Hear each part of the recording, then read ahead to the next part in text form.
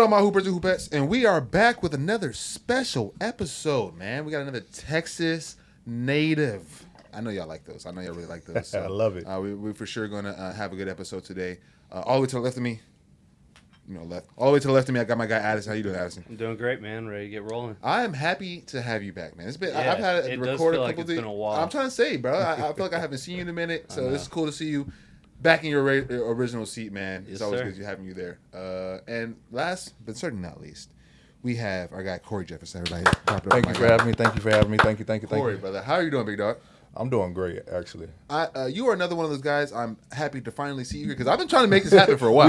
We've been trying to get I've been trying to make this happen for a goddamn while. All right, it is what it is. I get it. You know what I'm saying? Guys are busy. They got kids. You know what I'm saying? I understand. If you guys follow my guy, he has great family content. when he's on the gram, he be posting some really good family oriented content. I've been loving it. I've been loving it. You, I can really tell you enjoy your family. I really do. That's fire. I love it. But let's talk hoops, man. Let's do it. Texas native. Well, not native. Pretty much. We can go native. We'll get into it, but we can go native. I just learned that you have been in a lot of places. We can go native, though, yeah. Before you, settled here out in Texas and good stuff like that. Killeen, right? Yep, grew up in Killeen. Like I said, this Texas. We can go with Texas native. I claim Texas. I've been in Texas pretty much my whole life. I was born in Washington State. Yeah. Big military family. So mom and dad was military. Born in Washington State. My family is originally from Virginia. Moved back to Virginia probably when I was like 1 or 2. Then shortly after that, went over to, I think, Korea or Germany. Mm-hmm. Went back to Virginia after that. And then my final move, like I didn't have to move a lot, being military kids, you think all over the place. Thank God I didn't have to do that. My final move was Killeen when I was about 4 years old. Okay. And I've been living in Killeen ever since. Okay, so I claim Texas. Okay. Yeah. That's like me because I moved from Mississippi when I was 4.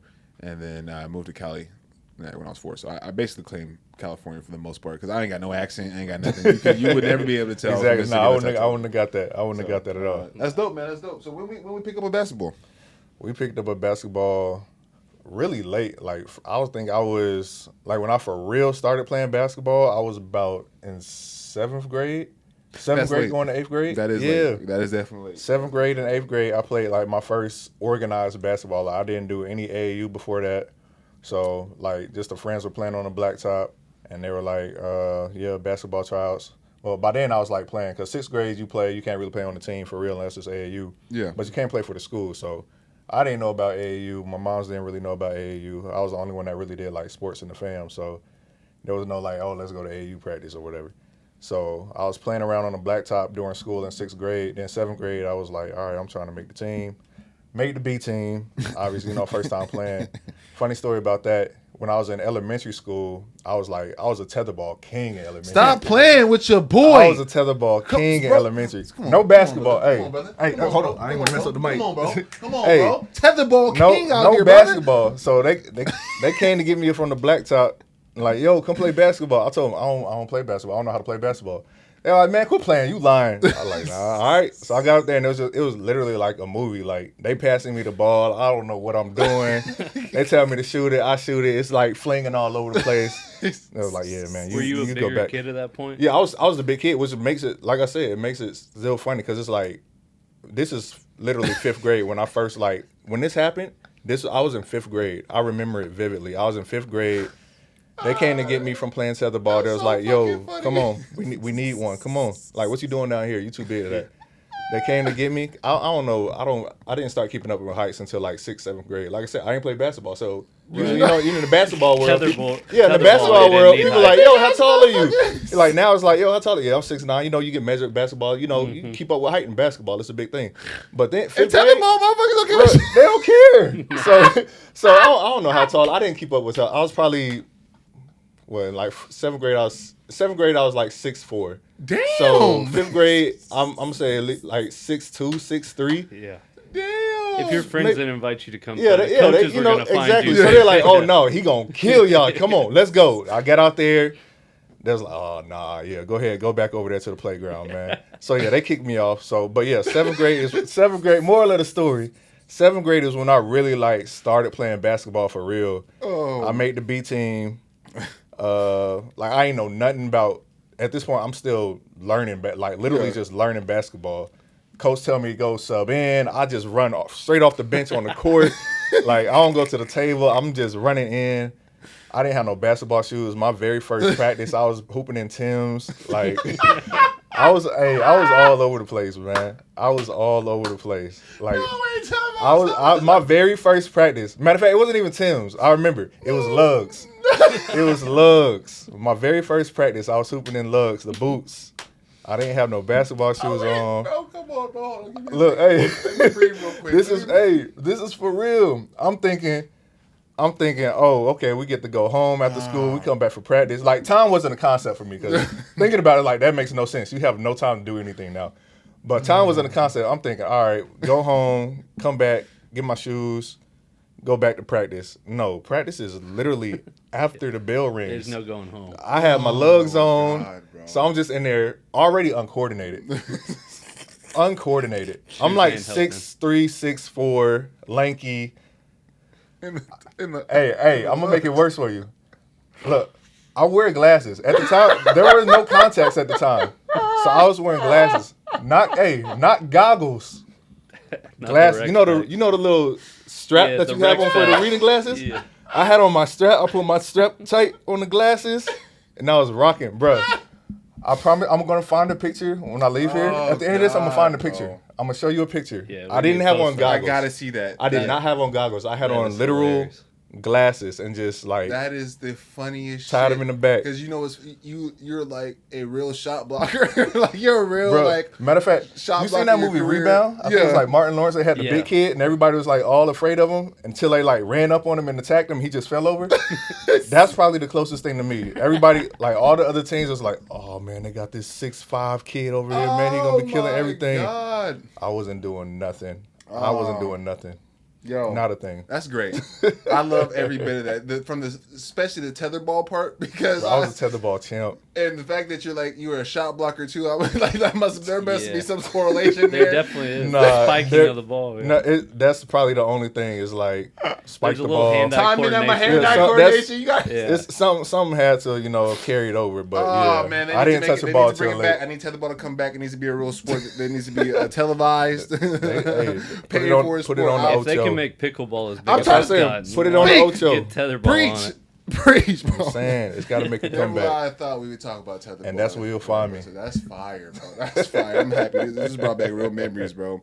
Addis, I'm gonna let you take over because you're really the clean Texas part. I don't know much about that area. So was basketball the only sport you were playing, or were you also trying football at that time? Like seventh grade, you're doing. Yeah, seventh grade. That's when you like try to jump in everything. So I did basketball, I did track, and I did football.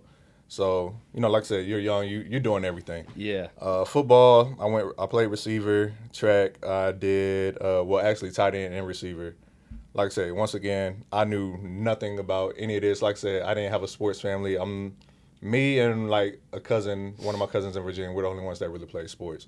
So football to me, you're just getting thrown in and trying to figure it out. I'm just getting thrown in. I mean, I played a little flag football like years before this, probably when I was like maybe 7 or 8. Still, like, none of that transferred over. Like, at this point, I'm in football. Like I said, I'm tight end wide receiver. The football movie that I was watching recently before all of this happened was Waterboy, Bobby Boucher. So I'm like, I'm going to go out there and be Waterboy. I'm going to be Bobby Boucher laying everybody out. I'm playing offense. Like, none of this. So, like, like I said, I had no sports history, like, whatsoever. And then track, I can't even remember. I think I did triple jump and high jump and long jump and track. Triple jump? Yeah, terrible on my knees. I was about to say my knees. My knees. That's probably why my knees are like shot now. I did long jump, high jump, and hurdles. Got to high school, and my high school basketball coach came out there to the football field, and he was like he told me, because like I'm still carrying everything going. I played football in middle school.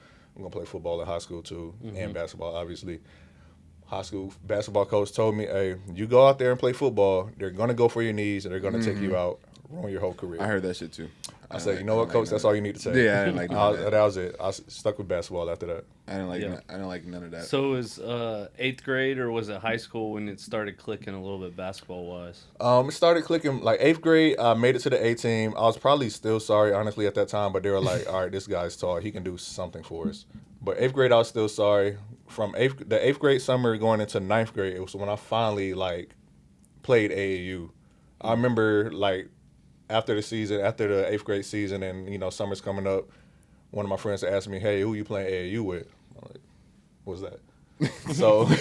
So that's when I finally got into AAU. I remember my first team was like the Future Stars, and then I played for a team in Austin named Texas Ambassadors. Yeah, D1 Ambassadors. Yep. There we go. And then I came and played out here for a team in Dallas with the Mustangs. Dallas Mustangs. And actually, no, I take that back. It wasn't the Mustangs. They gonna give me. I was supposed to play with the Mustangs.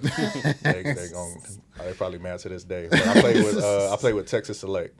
Okay. I played with Texas Select, and they ended up getting me because the Mustangs had tried to get me to play with them for like the longest, and I kept telling them no.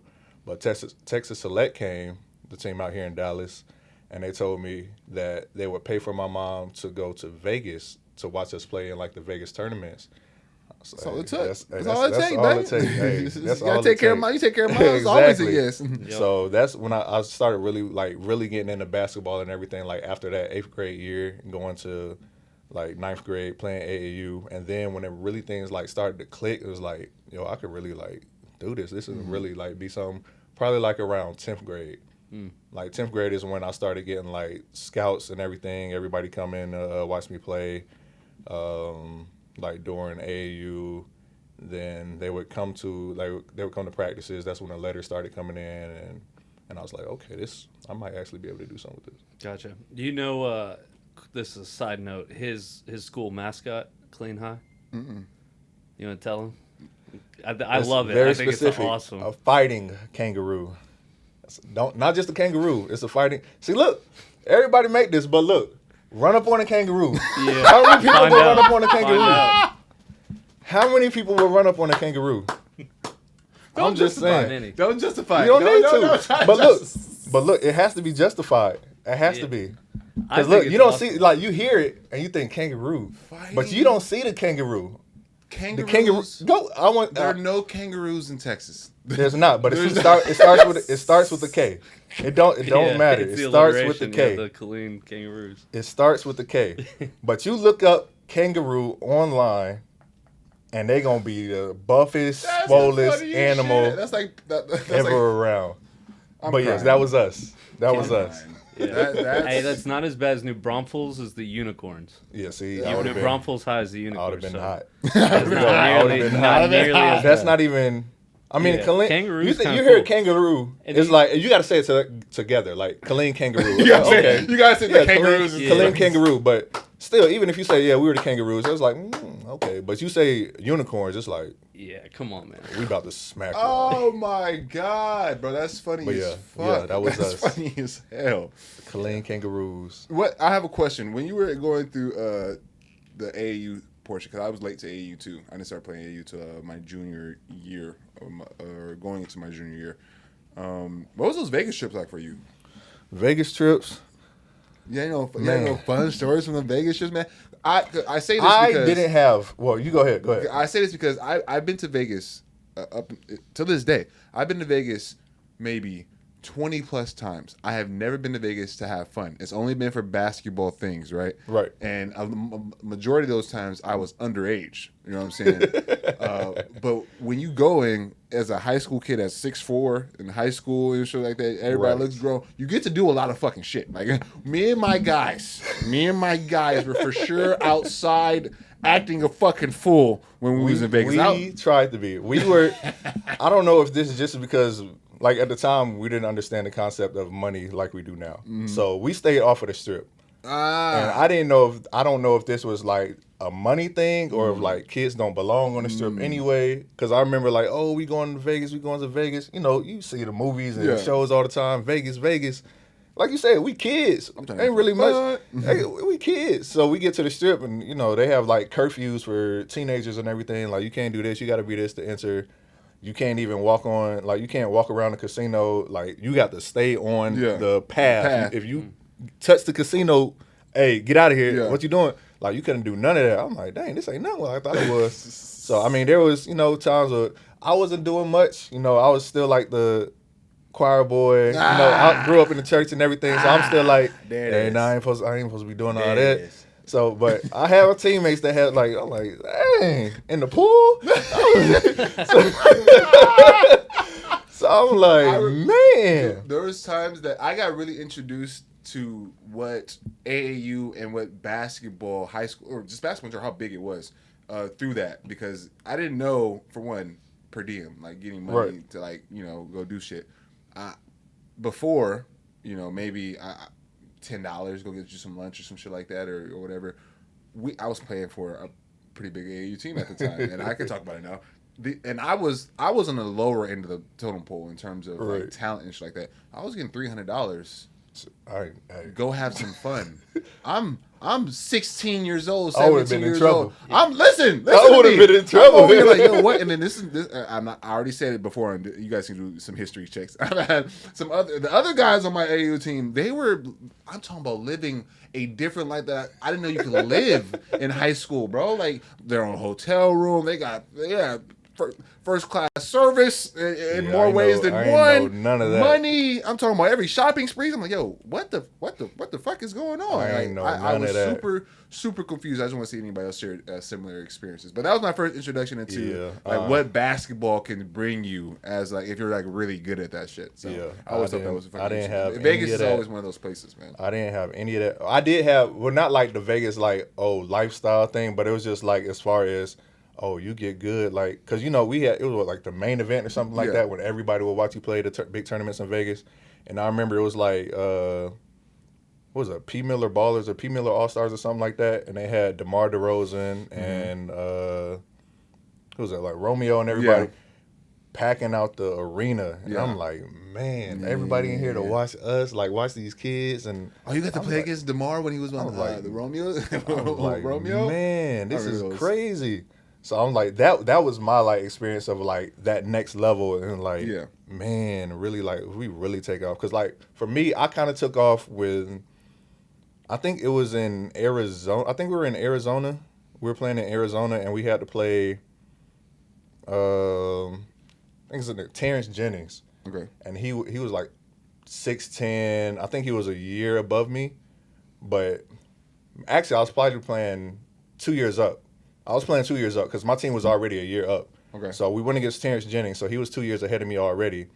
And he's like dunking everything, blocking everything, but I was holding my own. So that kind of like put me on the map. It was like, okay, who's this kid right here? The little scrawny kid. Yeah. So it was me and John Henson was on my team as well. Okay. So it was me and John Henson, two scrawny kids. John 6'10", I'm 6'9". North Carolina, John Henson? Yeah. Yep, he's from Round Rock. Yep. Nice. Right by just skinny dudes, just blocking all the shots, dunking everything. So that's kind of how we got put on. Nice.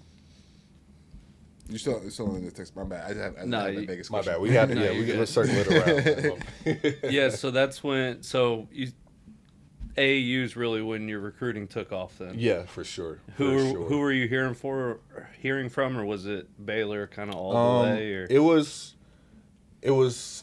a lot, but it was specifically. Well, I'll get into why Baylor later, but it was the Kansas.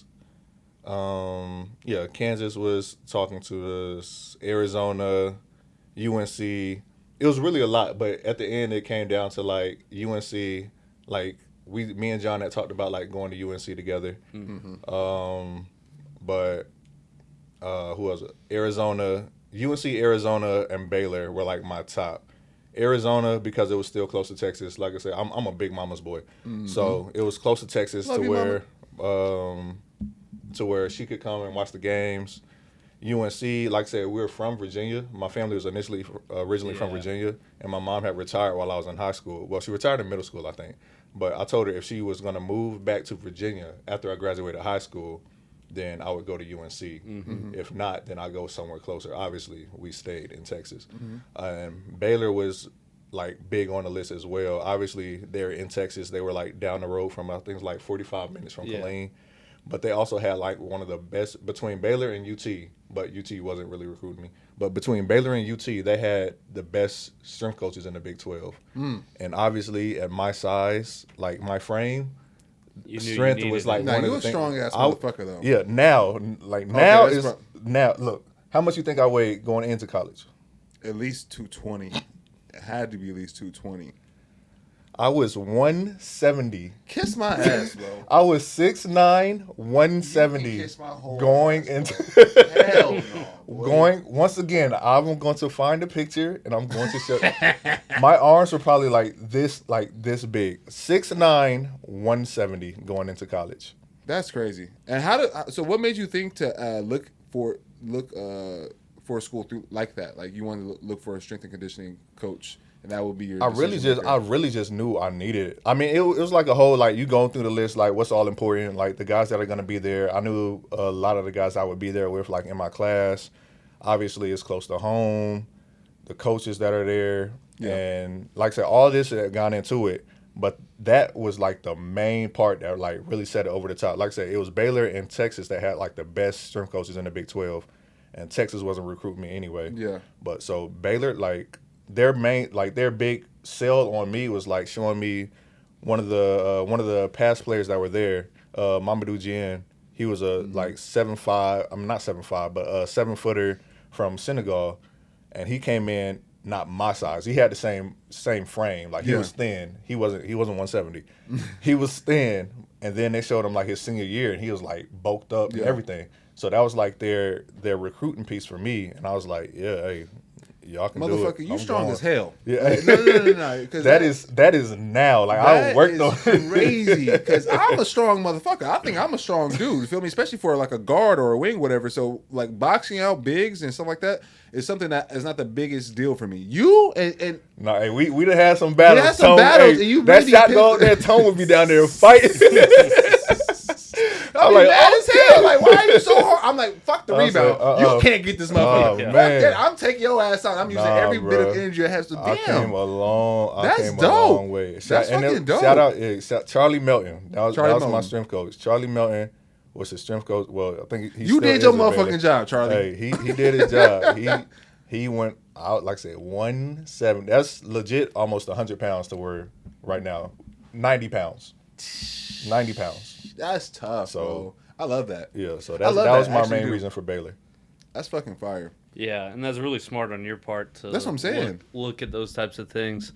And like just looking at the years you were at Baylor, I think it was a huge point, obviously, in Baylor's trajectory as a program. Right. We were talking about this when Perry was on, and I was like telling Tone, like, you don't realize what Baylor was like even 4 or 5 years before you went there. I mean, what Scott Drew inherited was one of the worst situations anybody's ever inherited. He turned that program completely around. I don't know about every single program in America, but I am willing to bet that he did one of the biggest turnarounds like in the history of college basketball. Yeah, I mean, he took over from a program that was basically dead. Literally, and won a national championship in 16 years. Probably did like the biggest turnaround. And so, even before I committed to Baylor early. Like I said, I'm small country hometown kid, mama's boy, like church kid, didn't know none of this outside stuff. So I committed to Baylor early, and like 10th grade, I committed to Baylor. And back then, like you were saying, it's like Baylor wasn't what it is now. And like while I was there. So I'm committing to Baylor, and everybody's like, why Baylor? Like, what are you doing? Well, why Baylor? But at the same time, I mean, I was fine with choosing Baylor. But at the same time, I didn't take any visits. Like I said, me and John, we were close. And there was a tournament, no, it was a camp at Texas A&M. And a camps at UT, so we took like unofficial since we were already there. They showed us around a little bit, but I never had any real like official visits. I never went to any official visits. And at this point, I'm not thinking about it. Like, no, I like Baylor. I want to go to Baylor. Yeah. But then I started hearing stories about trips, and I'm like, this is what I missed out on. And then I watched, and then I think at some point in there, I watched He Got Game. I'm like, I'm missing out on a lot. So I remember I went to tell my mom. She wasn't happy. I was like, I just want to decommit just to take some trips. She did not like it. At the time, she didn't like it. So I tried to like use another way. I had like a girlfriend in college who was going to Texas A&M, I think. So I was like, but I just want to. All right, well, I just want to see what A&M is like. She's going to be at A&M. I just want to see what it's like, whatever. She didn't go for that either. So I still went to Coach Drew. I went to Coach Drew. I was like, yo, Coach, I promise you, I still want to go to Baylor. I just want to take trips. I just want to go on the trips. So I want to decommit. One thing Coach Drew could do, Coach Drew had a mouthpiece. Like, he can talk. He is a great salesman. So I remember calling him, and I remember he was like, you know, This whole process is just like dating. If you got a girlfriend and you tell her you want to take a break just so you could talk to other people and then try to come back when everything's good, they might not be there. Now at the time I'm like, I probably still could have got my scholarship. Right. But at the time, you know, like I said, I didn't know kid, like me, my mom's like nobody knew nothing about this whole college basketball thing and like how any of this worked. So I'm like, you know what, Coach, fine, you're right. I'm staying here at Baylor. But I say all that to say, like, at the time when I committed, like, nobody had Baylor anywhere on the rankings. It was like, if you lived in Texas, it was like, hey, you going to A&M or UT? Like, Baylor was nowhere in the equation. So he did an amazing job. Coming from California, well, and also might be like a timing thing. By the time I got to high school and college, Baylor was pretty well known. Like, I knew about Baylor by the time I got to... And this is 2014, 2015. Yeah. So I'm already knowing about Baylor at that time. It's already pretty prominent. I didn't know enough to know that it was in Texas though. I didn't figure out Baylor was in Texas until I got to Texas. So, right. But I didn't know of Baylor though. So and that means something. Because before you could say that in Texas and it's like, ew, like what are you doing? But so the year I got there is like we went to the Elite Eight. Our first. Well, the year before. They had like their first like kind of like tournament appearances in a while, and that the year before I got there, they ended up going to like the NIT, I think the NIT championship and lost. So then that next year that I got there, we went to the Elite Eight, and we ended up losing to Duke. They won the championship, and it was a big thing because everybody knew we should have beat them. And yeah, it was a close game. Man, it was. We still think because we know the exact turning point. Team is that? They had who was that? Shire. I'll pull it up. Oh, John Shire? I think he was there. The point guard? He was a point guard at the time? I remember. And they had Singler? Singler. Yeah. What was it, Nolan Smith? And Nolan Smith, yeah. Nolan Smith was there. But I remember it was a turn. We were winning. We had all the momentum. Quincy Acey I think he was taking a charge. I think he either went to take a charge or he went for a dunk. Either way, it went against us. If it was a charge, they called it a block. And they shot free throws, got all the momentum. If he went for the dunk, they called the charge on it. Duke got all the momentum, and we lost it after that. They went to win the title, and it was just like, damn, that's it. Then that next year, where was it? Oh, we went to another. Is that the year Elite you Eight. redshirted? Yeah, the year we redshirted, we didn't do nothing. So I mean, I'm just glad I redshirted that. So year. I did want to talk about that though, because that's unique to play a year, even though you didn't have the probably playing time you would have wanted. But then redshirt your second year. Yes. So kind of what went into that thought process, or once again, Coach Drew is a great salesman. Yeah. But because it was like this is when Perry was coming in. We were getting one of the other like big stuff from out here, Bobo Morgan. We had Q-Mill didn't come in that year. He came in after. Quincy Acey was still there, and we had I think one other big. AJ was still there. I mean, he played. He was. Yes, he was. Played some four. Yep. And then that's when like we got a lot of bigs. This is when I was still like hella skinny. I told you I was 170 getting in there, and this is my next year, so I still didn't crack 200, which is why the red shirt conversation came up. I think I was like 185, 190. Yeah. Like my sophomore year, so that's really why the conversation came up, because it's like if you're gonna be playing like 4 and 5. You have to bulk up. In the Big 12, we need you to get some weight. So the best part about it was like Coach Drew literally gave me like every plate. Like we went out to eat, whatever the college rules was back then, you could only have so much and pay for so much. I got all the extra plates. I'm like, cool, I get to eat whatever I want. My metabolism was so crazy. Like they feed me all these plates and give me all this food, and it just took forever. I remember it was like when I cracked 200. It was like a big deal for the team. Like they made a big deal about it when I cracked 200 pounds. That's awesome. I couldn't even imagine having that problem. Like, you know, I gain weight by thinking about food. Like, that shit is it's the Mississippi in me, bro. Like, I wish that was the problem back then. Oh, my gosh, bro. Like, I was going through everything, like, how am I going to put on this weight? Do I need to go out there with a weight vest and hoop under my jersey? Like, what is going on? I graduated college. I mean, graduated high school. Playing weight, like when I was in season, 195. 195. When I'm not playing basketball, we're not practicing every day, I'm sitting at 200, 205. I wasn't even touching that. I maxed out in junior college, and this is while I was playing. I had a coach straight from the penitentiary. He was on some crazy only heavy workouts. Like we didn't have no light days. You know what I'm saying? Just straight heavy lifting. I got up. That's what we used to do in here. Yeah, let's get it. I got up to 240, bro. Ooh. 240. Brawlic. I'll also show you a picture, brother. I'm over here walking around no neck type shit.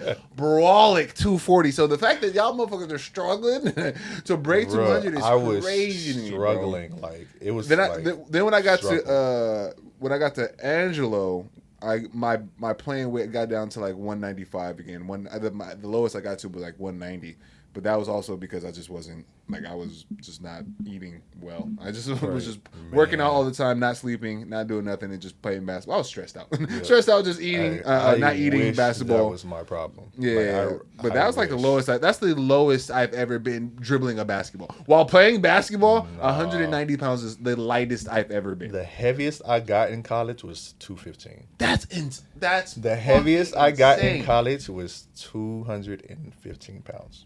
Shout out to my guy James. You know how heavy James was? Remember how heavy James was? As a point guard, he was really a point guard. I wouldn't even know how to guess. He might have been 230. Yeah. Shout out to my guy James. I love you, James. I was getting it done. Still getting it done. It's impossible to guard as a point guard. That's just. I think that's just I was light. Let's talk about some of the guys you were playing with while in Baylor, because like we said, this is around the time Baylor you got put on the map. Just from a Biggs perspective, this is what I got.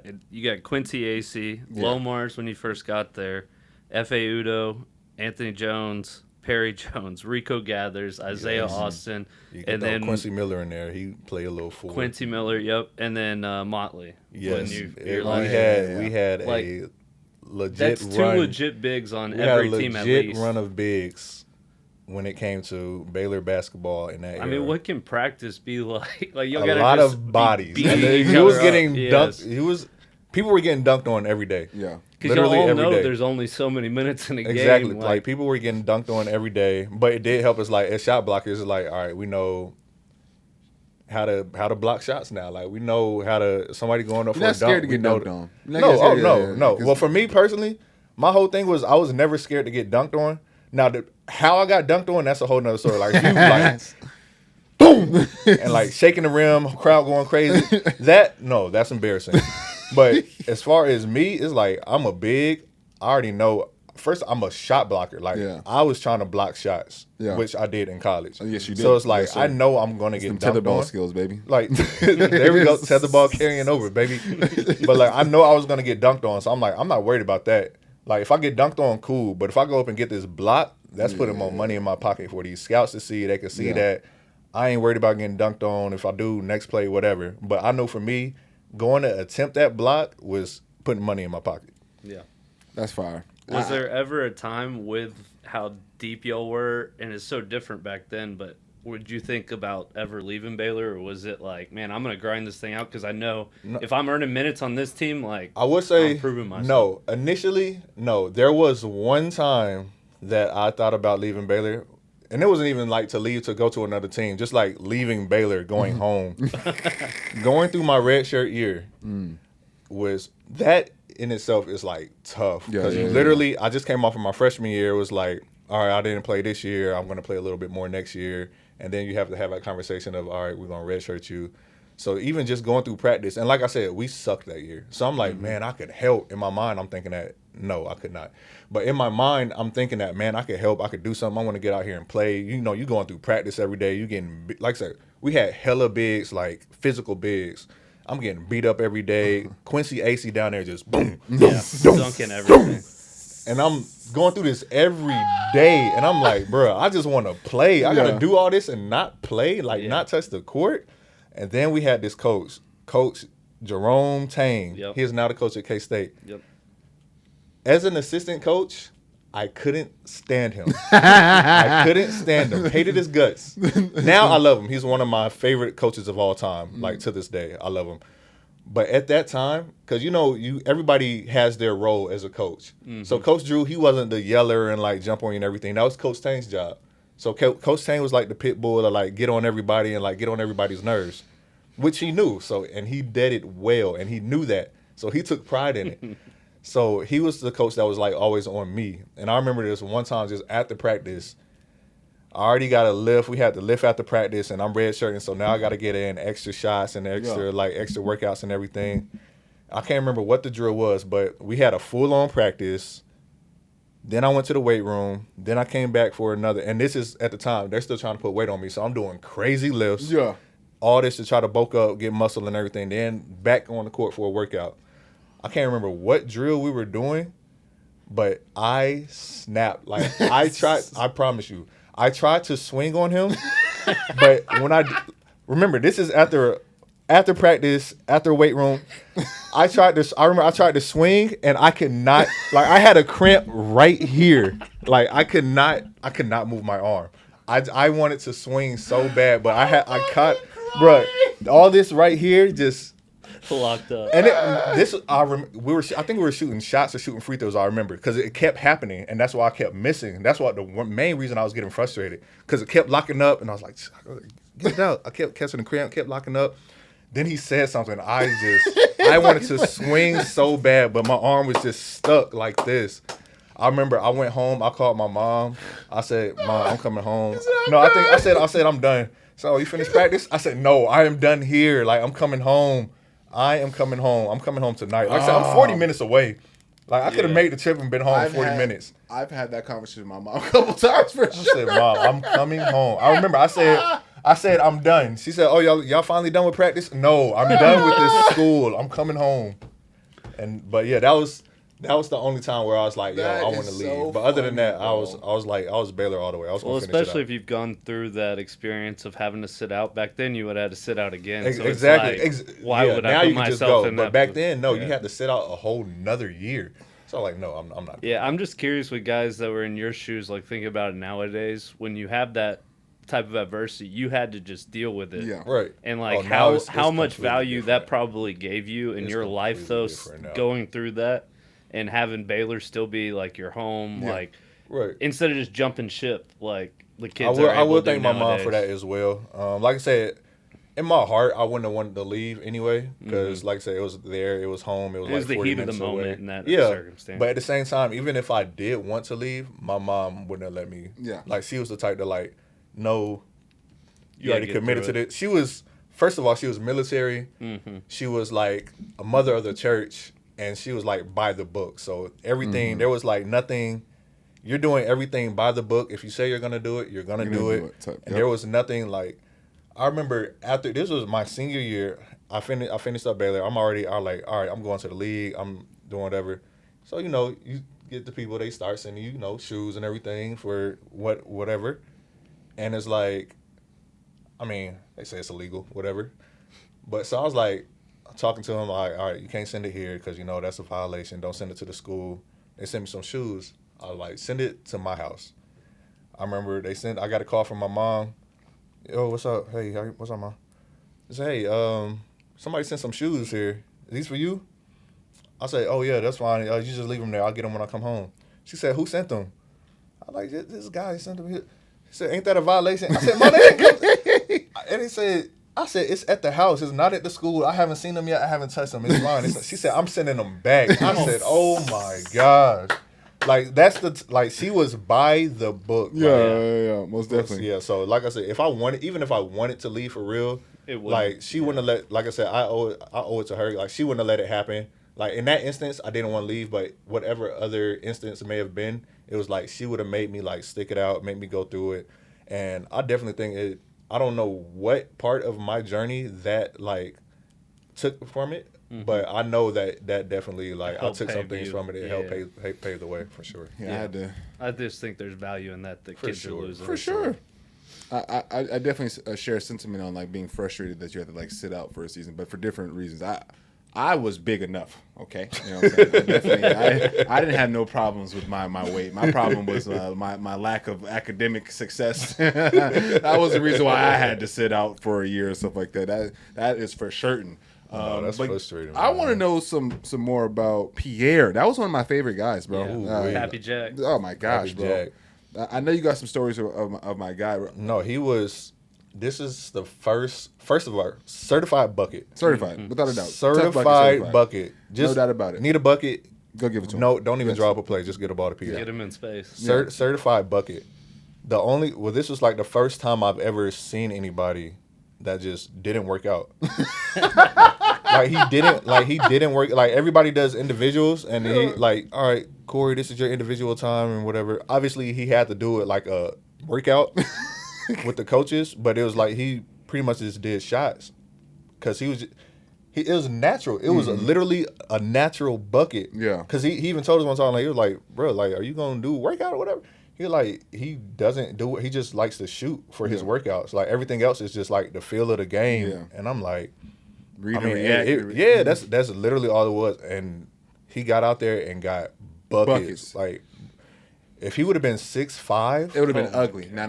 He would have been the number one pick. No. He would have been the number one absolutely pick. And he already had the crazy bounce. Mm-hmm. Oh yeah, crazy bounce already. If he would have been 6'5", he would have been the number one pick. But no, he was a bucket. Is he still hooping right now? I think he is. Man, bro, like I know he went over to China and he was cooking. Extremely cooking.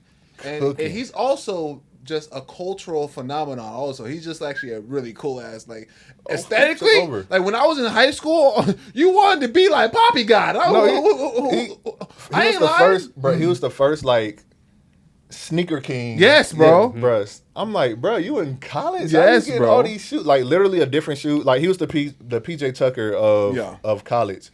Like, I remember he used to play in some every shit. I'm like, yo, excuse me? I'm like, bro, like, I go to his room and it's like shoes stacked or like, I remember one time he was late to, like, for a game and, you know, this at the time he started and everything. Well, he wasn't late for the game, but he was like late for the team meeting or something like that because he was like getting some shoes or like somebody was dropping shoes off. Like he was at the arena. Somebody was dropping some like shoes off for him for his like game shoes or whatever. And then at the time it was like, you late for it. We're not starting you. And, you know, you one of the main guys on the team. All right, jump ball, you're not starting. Oh, what we have, 20 minutes in college? Oh, it's 1953 on the clock. All right, Pierre, get in. Bro, what? Like, all right, we know he's like, come on, man. Well, it's like that. Day we got to win game.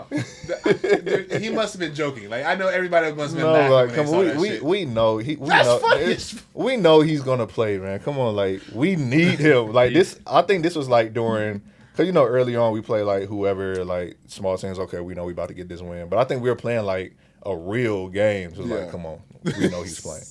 We know he's playing. That's actually, but no, certified bucket for sure. Now, without a doubt, I'm gonna get you on this motherfucking show. There's a couple guys that I know I'm gonna get on this fucking show. Certified bucket. Jackson, if you're a certified bucket in your career, for sure, gotta get you on here. All right, let's transition a little bit more into your professional career. When did we figure out that we were actually good enough to get in the league, and that was our next destination?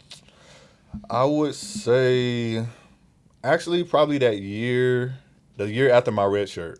Nice. Which I didn't know at the time, but apparently I was on draft boards, and I did not even know. Like I say, I don't know what where my stock was. Your junior year, you was on draft boards. Yeah, my on the court I was a sophomore. Yeah, because this is after my red shirt. Okay, yeah. It was so I was 12 season. Yeah, so I was, because this is at the time. Like I say, I'm still I cracked 200 at this time. I'm over 200 pounds. I'm probably like 205. But at this time, I'm still getting like limited minutes because this time we have Perry had left. No, Perry was still there. Perry was still there. Yeah, Perry was there. Quincy Acey was there. Q Miller was there. I feel like we had another big. Oh, Bobo was there. I think Bobo was there at this time. I'm pulling it up. But either way, we had hella big. So I still wasn't playing a lot. But when I was like hella effective. Like, getting there, blocking shots, running the floor, tip dunks, some drop-offs here and there, catching bodies still, but hella effective. I was still there. But at the time, like, I didn't know, like, I was on draft boards. So then that next year is when I was really like, okay, I did this past year. Now, this is when Perry was gone, AC was gone. This was like, okay, this is my team. And at the time, it was my team because I think this was Isaiah's first year. Yeah. Right. So this is like my team now. And I was like, all right, let's do this. I'm trying to get drafted. Like, I'm trying to put in all this work to get drafted. But yeah, that's my redshirt junior year is when I was like, I can do this. I can be a pro. I can not just be a pro. I can play in the league, and I'm going to play in the league. And that's when your numbers really took a jump too. Yeah. You went to 13-8 a game and almost 2 blocks a game that year. Yeah. You're number 4 in Baylor in blocks. Did you know that? I did not know that. You're number 4 in Baylor in blocks. Did you know that? I know Epe was like number 1 for a season. Like, just for a season, he was like the number 1. Like, I remember that. I saw from my research that you was number 4. Ooh, I did not know that. But yeah, that was matter of fact. Ryan Skinner. Oh, okay, yeah, there we go. That makes sense. 94, 95. That makes sense. Yeah, there's a big, huge poster of him in the practice facility. Yeah, and then it's Quincy, then Isaiah, then you. I wonder if he knew that. I bet I know you knew that. FA's 7, okay. Motley 8. So 7th for 1 year, but he played there for 1 year. Yeah, that is amazing to me. Like, damn, like he played there 1 year. Yeah, like he has the number 1. Single season. Who's this again? Epe He went like at the time. I know Epe He played for Houston, right? He played for Houston. Or no, he played for the Golden Jazz. State, Utah, Milwaukee. Okay, and LA. He played for the Clippers too. Okay, but this was like my first personal experience of knowing somebody that was like going to the league and like how you're supposed to carry yourself, and like he was also a bucket and like footwork crazy, blocking every shot. But I remember one time it was like I think we were playing South Carolina on New Year's Day. We were in South Carolina playing them on New Year's Day, and he was my roommate when we were out there. So 12 o'clock hit and everybody's like blowing his phone up. I mean, we weren't supposed to have phones, but at this time, who cares? Now they know. I'm sure they knew back then. But, you know, they would always come by and collect phones, like knock on the door. All right, give me your phone. I'm like, bro, what? So now I'm sitting here with no phone and his phone going off the hook. Everybody, you know, just saying Happy New Year, Happy New Year. But I remember him like answering the phone one time and was like, yeah, Happy New Year. I got it. I'll talk to you tomorrow. And like click. I'm like, this dude is really ready for the game. Like the mentality he had was like, always the first one in the gym, in there working out and everything. I was like, okay, that's what I'm going to have to do to get to the league. Yeah. So I got there at the right time with the right guys for sure. Yeah, it's crazy. He had 133 in one season. Damn. Quincy one season. Played there for all 4 and had 177. Epe was blocking 40, shots, bro. 43, 3 extra He was years. blocking shots. Like, that was the first triple-double I seen with, like, block shots in college. Oh, damn. Yeah, he had a triple-double with block shots. I'm like, man. Oh, damn. I didn't know that. But yeah, just to speak to that group, I mean, 4 of the top 10 shot blockers of all time you played with. With that. And yourself. Yeah. We were, like I said, I got there at the right time. I got there at the right time for sure. Got to learn with a lot of good guys. Yeah. Okay, so that's transition into our NBA career. We were drafted number 60 on the board. Do you feel like if you would have left a little earlier, you would have got drafted at a better spot? I do. I think about it a lot, but it's like I'm comfortable with it now, but at the time it was like, dang, I should have left. Because my agents, we used to talk about it all the time. Like, my agents tried to get me to leave, like, after my junior year. Yeah. And I stayed again for my senior year. But I'm like, man, I really should have left. I'm not sure what my draft stock was then. Like, after I said that, I wasn't leaving. I think it was, like, still second round, but it was, like, a little higher, like, early second round or whatever. Yeah. But obviously I stayed and everything. But now I'm comfortable with how everything worked out. Even, like, being 60th pick, well, now it's different because it's, like, there's 2 ways and everything. But back then, there wasn't 2 ways. So it's usually, like, 60th pick, all right, we sending him overseas. But I was like, no, I can play in the league. I know I can play in the league. So, obviously, I ended up getting my shot when I was in Brooklyn, playing there. And once that I didn't know, well, my mom actually sent me this at the time when I, like, played in my first game. I think she sent it to me. it was like me and Isaiah Thomas were the only 60th picks ever. Well, this, like I say, before the two ways. So now you have two ways. You can get on the two way and still be on the team. But at this time, before the two ways, it was like me and Isaiah Thomas, like the younger Isaiah Thomas. Mm-hmm. Me and Isaiah Thomas were the only 60th picks to like ever play a minute in the league. Damn. I'm like, wow, that's fire. Yeah, I was like, I did not know that. So need that. Cool, I'm taking that accolade to the grave, baby. Yeah, I need that's that. Cool. I was like, out of all these years, it was me and IT. I'm like, okay, that's good company. That's fire, bro. Yeah, but so I was like I said, everything worked out, and I kind of, like I say, now I'm cool with it because it's like, honestly, I know myself when I was in the league and the type of player off the court that I was, and I would not have met my wife if I was the player that I wanted to be. If I was the player that I wanted to be, getting paid lifestyle, the way that I wanted to get paid, I wouldn't have met my wife. I would not have met my wife. That's an honest assessment. I wouldn't have met my wife. That is the funniest shit. I wouldn't. If I was the player that I wanted to be and getting paid the way I wanted, I wouldn't have met. That is what you call insight. That's how you know yourself, baby. That's how you KYP. You know your KYP. Know your personnel, man. I know myself. I wouldn't have met my wife. So once I thought about it like that, I was like, you know what? It worked out how it's supposed to. You got a chance to not only start your career in Brooklyn, you got to play with some all-time greats. For sure. And got to bump elbows with them and learn from them. KG being one of them, that's the main person I want to know because I think he's the funniest person on this goddamn planet. Bro, hands he down, is so goddamn funny. Literally, I'm not going to, no lie, no exaggeration, he has a different story every time you talk to him. Yeah. Mm-hmm.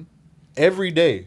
I'm on the team, so I'm seeing him every day, and it's literally a different story. Mm-hmm. And he will say the most outrageous thing and finish with, "I cannot make this up." so every time he telling the story, and he's, "I cannot make this up, man." So I'm like, bro, no way, like, no way this is happening. But it's legit a different story every single day. I'm like, bruh, like, that's funny as hell. How? Bro. Like, what? Knowing KG is probably one of, you can argue, top 10 best defensive players for sure to ever, play in the NBA. And you being a defensive-minded person, were you able to learn anything from him? Did he rookie you a lot? Did he vet you a lot? He didn't rookie me a lot. He was probably he was my coolest vet. He was the coolest vet I had. I always heard that he would buy like his rookie suits, and he bought me a suit. I remember he bought me like 2 or 3 suits and got me some shirts and everything with it. It was cool. I didn't have to do nothing crazy for like my rookie duties or whatever. I just had to have a meal for him. The meal after the game, I had to have it on the bus for him. Yeah. I remember one time I didn't have it, and bruh, I felt so like ashamed of myself.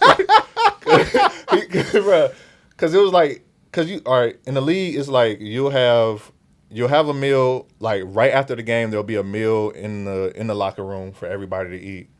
Then you get a meal on the plane. So I saw him eating.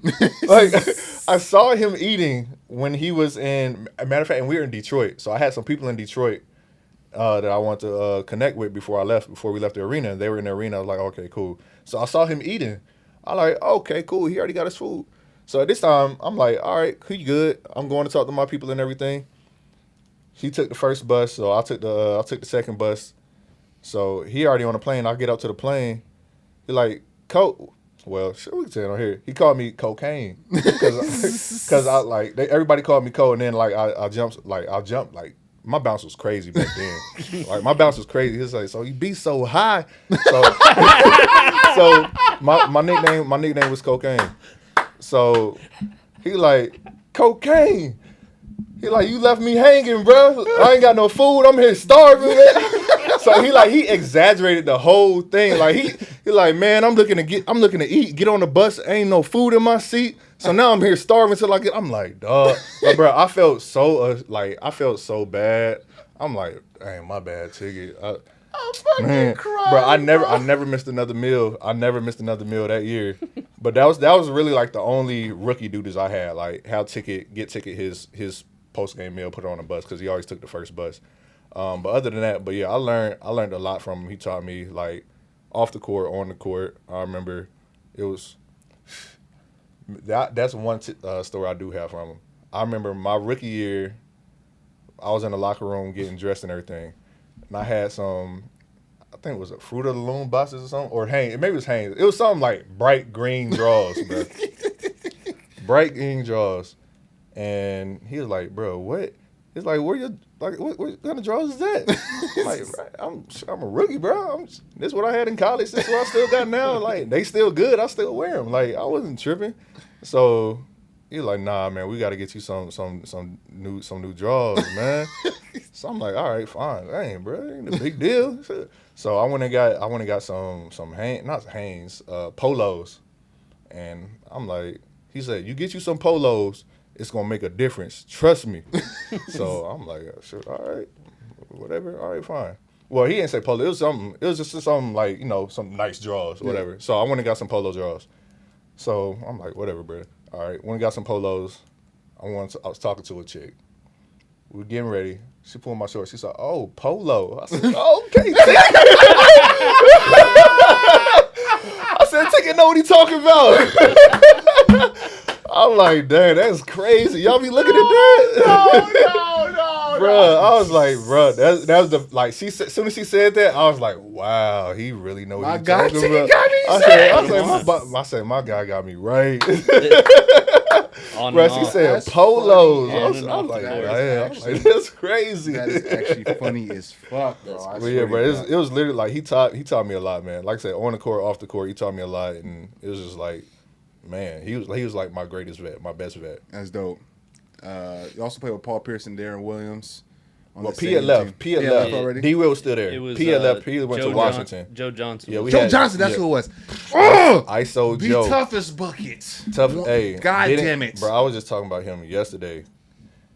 You cannot rush. You cannot speed him up. He will not get sped up. He will get to where he want to go, and he is like country strong. Yeah. Like, he is strong. You not moving him. He's going to back you down. I'm like, man, this man is a legit certified ISO Joe. Certified bucket. That is a dream of mine. ISO Joe, I'm going to get you on this motherfucker too. Matter of fact, the 11s you got on right now, so Joe is Team Jordan. Yeah. And he hooped in the Jays, and whenever he was done, he gave me the shoes. Like, he gave me his shoes. So this is like, I think I still have one pair of the shoes that he gave me, just to the fact that, like, yo, I got these from Joe. I'm not throwing these away. You got me. But like, cause he getting new shoes every game, so he hooping a pair of shoes, and they still look fresh. That's the one thing. They get stepped on a little bit, but sure, I'll take those. We both were the same size. If I was a rookie on any NBA team, I would have U-Haul fulls of shoes. Like, there's no way I'm playing with who, and he's getting what every game. Bruh, if we were the same size, if I'm you and I got, bro, there's no way. I'm like. Because I asked him one time, I was like, no shame in the game Joe, either. I said, Joe, you gonna wear those again? There you go, bro. I like, oh shit. No shame. I'm talking about I would have zero shame. Team Jordan, so he hooped in his J's every game. I'm like, probably player editions. Yeah, too. Yes, that part like, too. Cool. Nobody else ever gonna have these but me. Like, cool. No, I wasn't there. I didn't get the player editions. Oh, okay. Because he didn't hoop. I don't think he hooped in his player edition. He had his walk around. He used them for like walk around shoes and everything. Okay. So I'm like, dang, I ain't getting those. Yeah, I would be. That was like my first experience of like the Team Jordan players, and like, dang, those don't come out for like 2 months, and you walk around in them. But now we see how it goes. But yeah, that was my stories of like Joe and Ticket. So what's our actual experience while we're playing in the NBA? Do you feel like, because I know eventually we do head overseas, and I do want to touch on it. We've been kind of talking for a while, but I know eventually we do head overseas. At what point do we like make that decision? Are you like, you're not happy with the opportunities you're given? Do you think, are you ready just to make more money? Like what goes? No, it was. So at some point during like the early career, well, it probably started in college. Like, my knees started to get bad, but I didn't know what it was. At the time, like, I wasn't wearing my insoles, and I didn't know. Like, I had flat feet, so like I had no arch in my foot, so my feet were like this, like just turned in, so my knees were like, I already got knocked knees, so my knees were even like looked like an X, so that like messed up my knees, and I was like losing my bounce and everything. At the time, I didn't know what's going on. It was just like pain. I'm like, damn, like what's going on? Yeah. So I wasn't as bouncy. So that, that was like my thing in the league, like being bouncy, being explosive, like tip dunks, block shots. So I wasn't able to do that as much. So that's kind of been like, all right, you kind of losing your spot. And eventually I did. Went to the G League for a bit, tried to get my spot back. Crazy story about that. I'm playing with the Austin Spurs, San Antonio's D-League team. Well, G League. It was D-League back then. San Antonio's D-League team. And I'm about to get a call up. They're about to call me up, and Pau Gasol, I think, broke his thumb in warm-ups.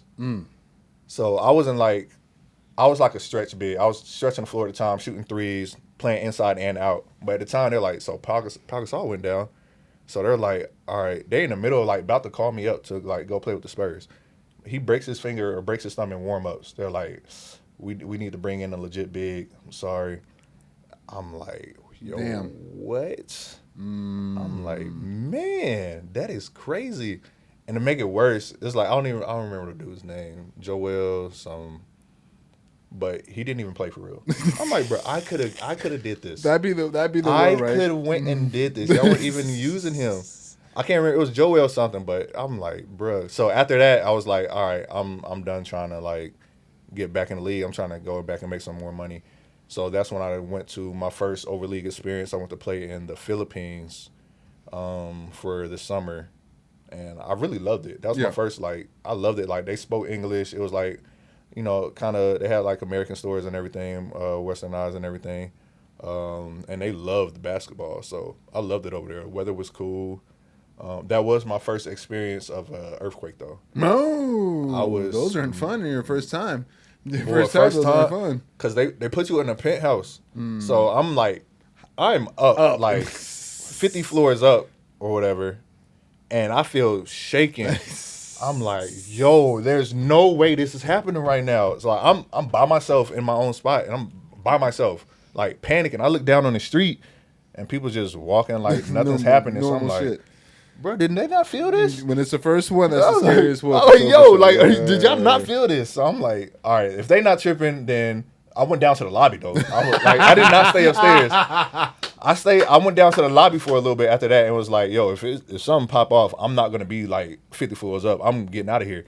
But I went down to the lobby. Everybody was cool. So I was like, shoot, I guess this happened all the time. And then, like, the next couple weeks, it happened again, like, during the game. And everybody's just like, all right, yeah, it happens all the time. Hang out for a second, chill. Everybody went to the bench, and we kept on with the game. I was like, they really just keep going over here. That's funny as hell. But yeah, so that was the Philippines, and then my first EuroLeague experience, I played. I did EuroLeague in Italy, which great city, Milan. I was in Milan.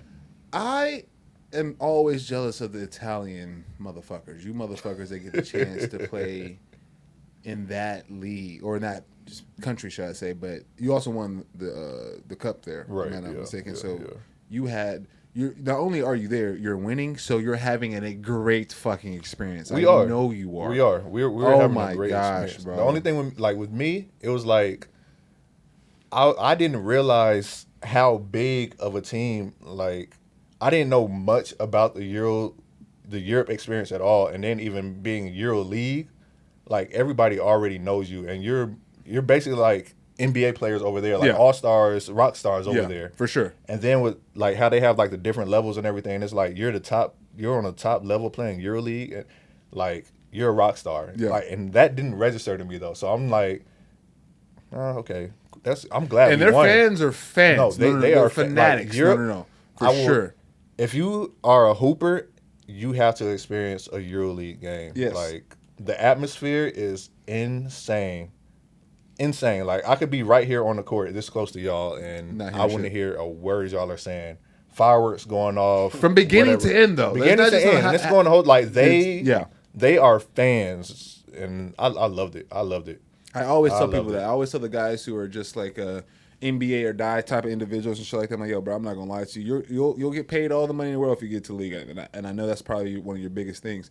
but you will never, unless you become the guy of your team in the NBA or something like that, you will never be more beloved and supported for being the seventh man than you will being in Europe, brother. They loved you, especially if you were American over there. Because it's like already, all right, if you're the American, that means you're one of the better players on the team, and they know that. So there's like, yo, we love you. Like, you don't have to be. What do you need? Guy, okay, bro, here. You don't. Yes, you do not. You do not.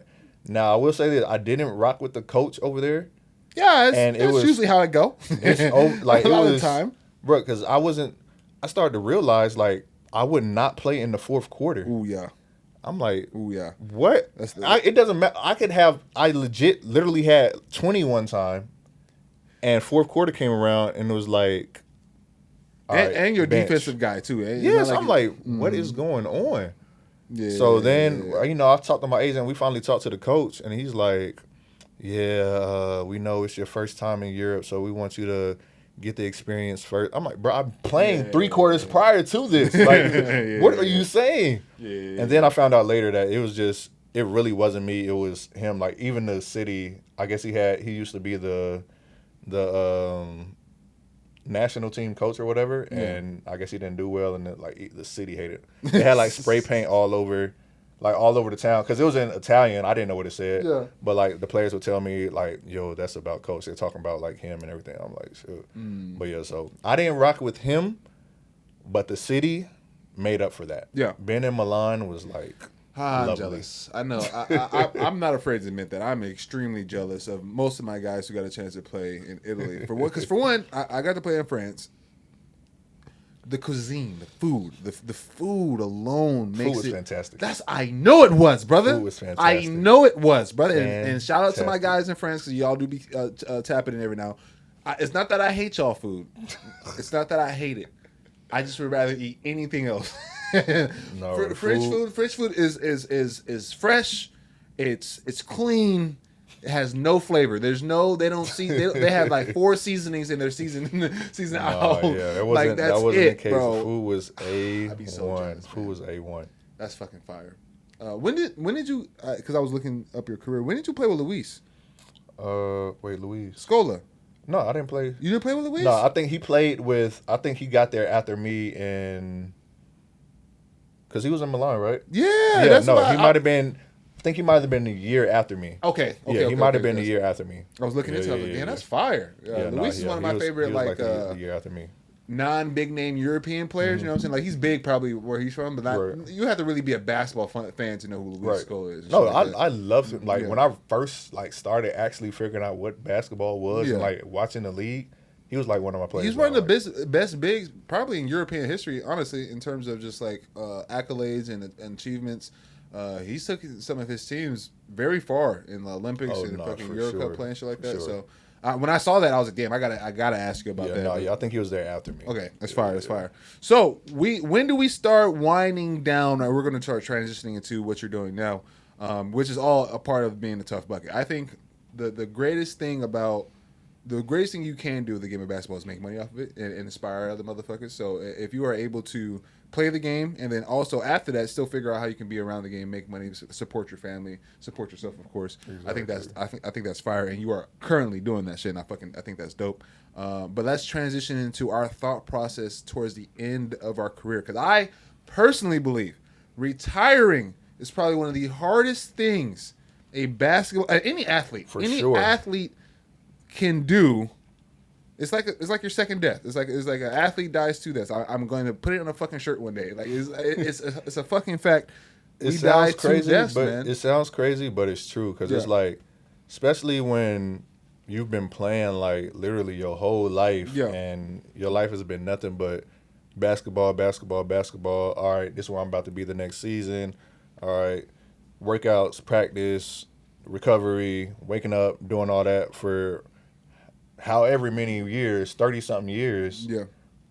Then it's like, dang, what do I do now? Yeah. And I was thought about it. It's like, it's different levels of the retirement. It's like, you got us playing lower levels and retiring. It's like, all right, now maybe you might have to get like a corporate job or like a 9-to-5. It's like, he got to figure that out. And it's like, got to be a quick change. Then it's like the middle level is like, he played like where I was. It was like, I played a little bit.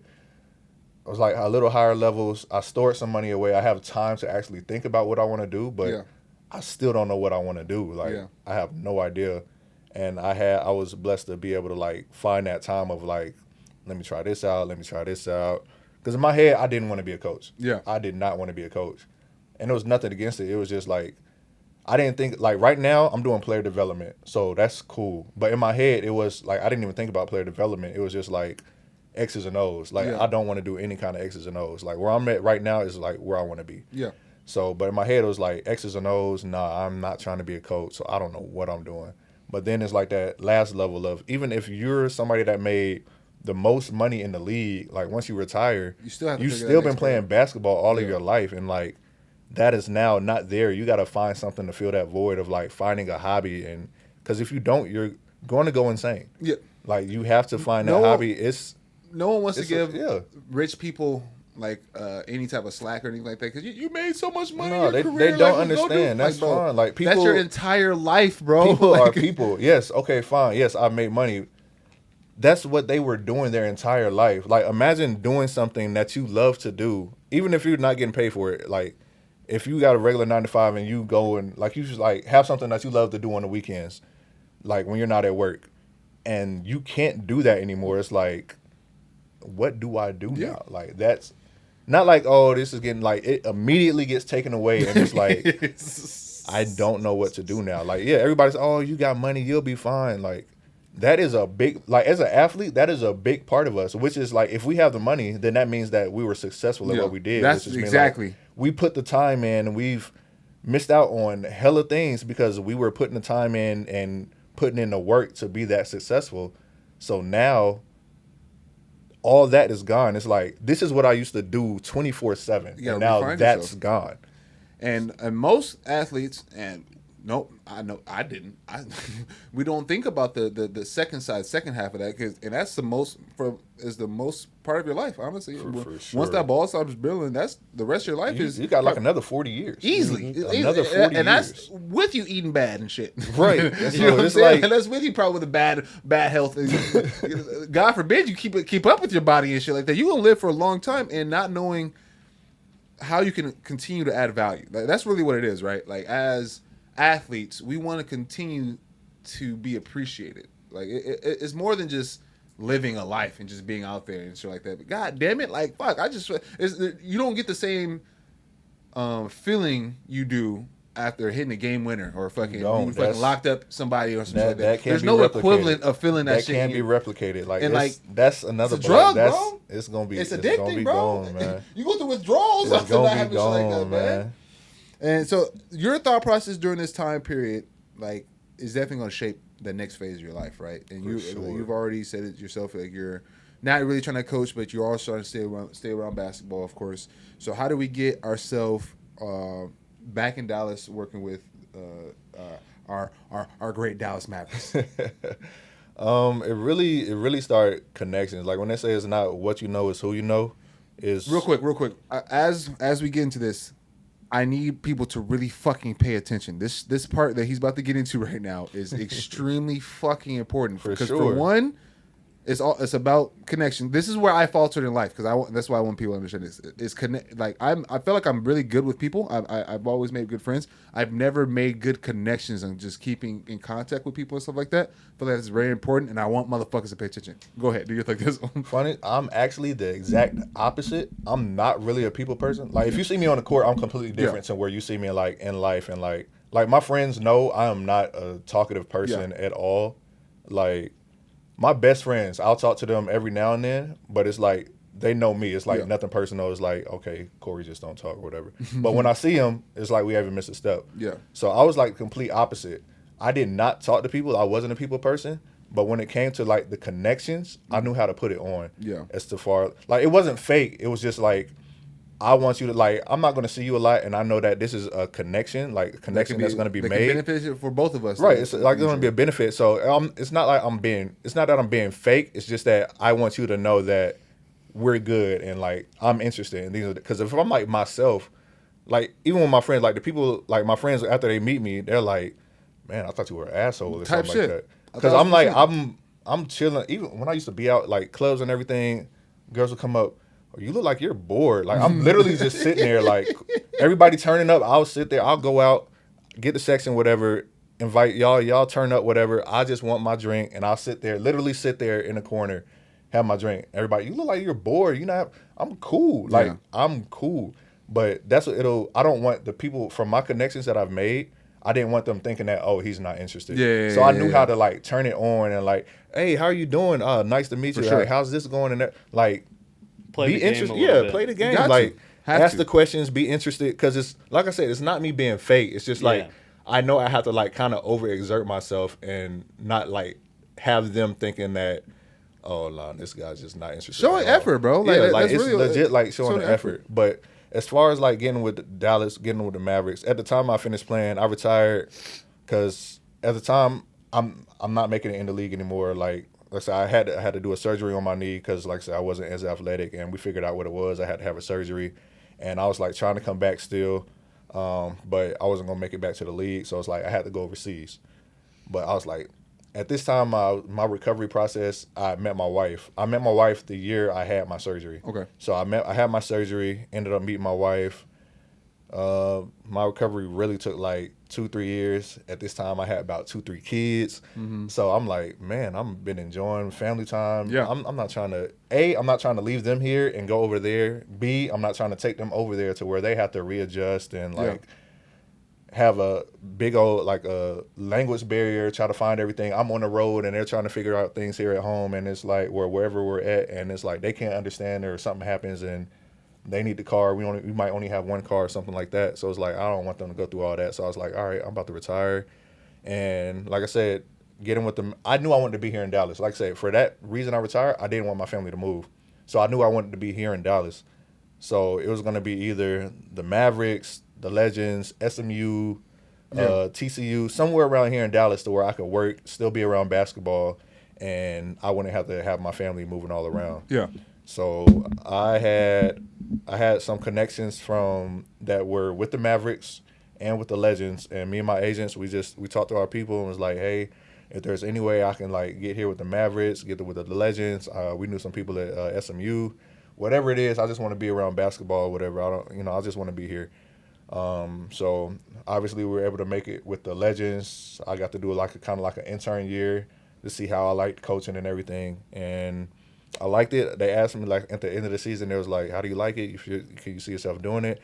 I was like, yeah, for sure. I can do, like, player development and everything. So they moved me up with the Mavs that next year. And now so I do player development and video coordinating and get to work with, like, literal Hall of Famers, like, Fire. Every day. It's like, so really legit connections. Like I said, at the start of it, it's not what you know, it's who you know. Cause, yes, man. Like I said, I didn't make it all the way, like, to where I wanted to be, but through that process of playing basketball, and sports is probably, like, the number one thing where you can get connections. Everybody loves sports. Everybody loves sports. Like, even down to Baylor. Like, oh, especially being here in Dallas. Mm-hmm. Oh, you played at Baylor? Oh, yeah, I own a car dealership here. Come by, talk to me every time. If you need anything. Like, that's happened. Like, yes. Oh, own a car dealership. If you need anything, here, come talk to me. I have a bank. If y'all need any problem, if you need a loan, come talk to me. Like, just connections, just from either them knowing I played basketball, or it just comes up of somebody that I talked to from Baylor. And like I said, we're in Dallas, close. They live in Dallas now. They remember talking to me from years ago. And, oh, yeah, I remember that kid. He was a real good kid, real cool, real talk. We had a good conversation. And not being an asshole, man. Yeah, not an asshole. Don't be an asshole. We talk about this with Mike, too. Far, bro. It takes you far. Far as hell. Them connections that you build, just keep them in your back pocket for sure. How we feeling about next year, big dog? We feeling good, man. I ain't gonna lie to you. I know it. I'm actually not good. I'm not on the team of this is not gonna be a good year for the Mavs. I get we don't have Kyrie and all that good stuff. I'm actually really hype about Coop. I'm really hype about D'Lo coming through to contribute a little bit because with this team, D'Lo doesn't have to fault to about being that bad of a defensive player. You know what I'm saying? Respectfully, of course. Shout out to D'Lo. I fuck with you heavy. But with this team, he gets to shine as an offensive player more so. And I feel like this is going to be a very solid year for. Yeah, we got a lot of pieces. I mean, obviously everybody, unless they plan on, like, having a tanking year or whatever, but obviously everybody feels the same at the beginning of the season, but we legit feel that we gonna do something. How we feeling about Coop? You got a chance to work with him yet? You got a chance to work I haven't worked with him as far as like being the actual one to put him through the workout. I've been on the court with him a little bit. Like I'll get there just to give a body on him if he needs somebody to go against, but I haven't like really been on the court with him like that. Yeah, okay. I'm excited. I'm extremely excited to see Coop play and everybody else play. This is going to be a good year for Mass. But we're going to go ahead and start shutting down because we've been here for a little while. We've been here for a little while now. Oh, yeah. I appreciate you pulling up on me, Corey, bro. Hey, man, thanks for having me, man. Definitely special. It was cool. I enjoyed it. Appreciate y'all. I'm going to drop his Instagram. You got anything else going on you want everybody to know about? None, man. Follow me, follow the family, you know. Great family. I'm talking about great family content. Very like great, wholesome also, family content. I'm a coach, but also, you know, part-time influencer husband. Mm-hmm. But yeah, I love the life, man. Yeah. I get to be a coach, be around basketball, then I get to go home to the wife and kids. I love it. Fire, bro. We're definitely gonna tag him and everything. Go give him a shout out. Addison, you got anything to talk about? No, I'll tell you similar to what I told Perry, and I didn't get to ask the question. When Baylor did win the national championship, do you feel like yourself and the teams you were part of kind of laid that foundation? Or honestly, was there a sense of jealousy really, a little bit? No, there wasn't no jealousy. Okay. Honestly, it was not. I was happy, but it was like everybody was saying like, "Oh yeah, y'all built this." Like even when we went back, because me and my wife we went back, and then of course a lot of the other players too. But it was like during the season. Some people were away still for their seasons. So, but I went back and for the parade, and it was like everybody was saying, "Yeah, you helped build this." I mean, it was nice for them to say that, but I was like, I didn't feel like. I mean, these guys won this championship. I mean, I guess in a way it was like, yeah, we kind of built the program. It was like, yeah, now I want to go to Baylor. Like we have guys come in for workouts like pre-draft and was like, yeah, man, I used to watch you at Baylor. Like, man, I love watching. I'm like, oh, it's been that long. Yeah, facts. But so I guess in that sense of like, yeah, these guys were at Baylor and they made Baylor look so cool. We want to go to Baylor too. I guess in that sense, yeah. But other than that, it was just like these guys did this on their own. So yeah, but it was cool though. I just think that from like 2008 to really like 13, 14, those teams, the influx of talent that was in those gyms. It was night and day than the 5 years before that, and then it was carried on after that. For sure. As a Baylor fan, man, it was a pleasure talking to you, and I really do think y'all at least did a little bit something to get that national championship banner hung up there forever. Oh, last thing before we got here, if you could put a number on it, how many buckets do you think I've given you in our times of playing? It has to be 4 is crazy. 4 is actually crazy. I actually have a couple highlights of us playing together before I actually knew who you were, and then we were playing really well together. A couple picking pops and picking rolls and stuff like that. So you know what I'm saying. But with that being said, it's way more than fucking 4. Way more than goddamn. I can't remember. 4. Hey, unless you got the tape. You know I got the tape. Unless you got the tape. Corey, you know I got the tape. Unless it's coming out. That was the wrong thing to say. Tone's gonna just like the Emmanuel tape. I'm talking about it's gonna be out quick too. It's gonna be out real quick. Man, you guys know the joke. Like, comment, subscribe. We need them. We're on the road to being paid by the internet. I need it. I'm tired of working regular jobs. I want to be paid by the internet like everybody else. So make sure you like, comment, subscribe. It's your boy. Oh, wait, hold on. I got a new tagline I want to start telling you guys. Everything you want is on the other side of tough. It's your boy. We out of here. Deuces. Appreciate y'all, man. Appreciate you. We got it. Yeah, white.